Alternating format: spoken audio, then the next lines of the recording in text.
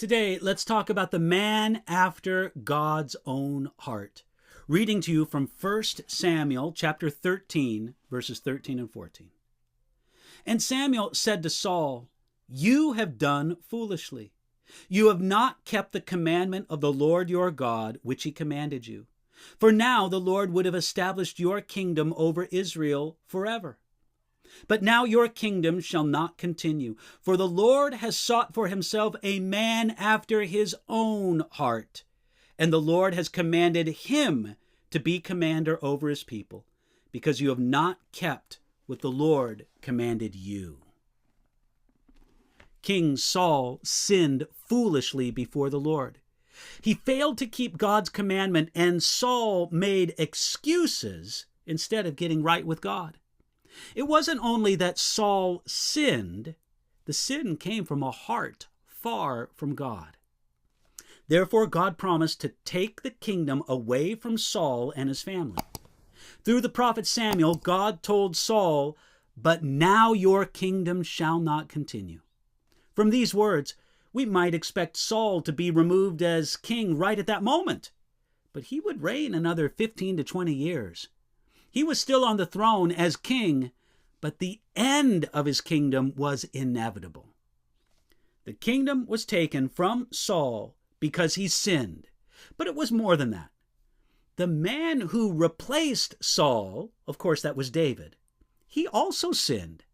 Yet God never took David and his descendants' kingdom away from them. The issue was more significant than an incident of sin. The issue was being a man after God's own heart. What does it mean to be a man after God's own heart? We can compare a man who was not a man after God's own heart, Saul, with a man who was after God's heart, David. Number one, Saul was more concerned with his will than God's will. David knew that God's will was most important. Even when David didn't do God's will, he still knew God's will was more important.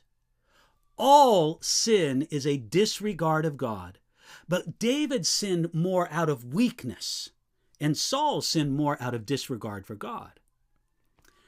A man after God's heart, secondly, enthrones God as king. For Saul, he was king. For David, the Lord God was king. Both David and Saul knew sacrifice before battle was necessary. Saul thought it was important because it might help him win the battle, and he believed that God would help him achieve his goals. But David thought it was important because it pleased and honored God, and that was the goal. Thirdly, a man after God's heart has a soft, repentant heart. When Saul was confronted with his sin, he offered excuses. When David was confronted with his sin, he confessed his sin and he repented. Fourth, a man after God's heart loves others. Saul became increasingly bitter against people, and he lived more and more unto himself. But David loved people. When David was down and out, he still loved and served those who were even more down and out than David was. So when we read in 1 Samuel chapter 13, the Lord has sought for himself a man after his own heart, we see that God was looking for this kind of man. And God found this man in an unlikely place. Matter of fact, at this time, he wasn't a man at all. He was just a boy. But we can say this: today, God is still looking for men and women after his own heart. He's still looking for men who are more concerned with his will than God, than the will of man. God's still looking for men and women who will enthrone God in their hearts. He's looking for men and women who will do his will and honor him. Today, we can be those kind of people, people after the heart of God.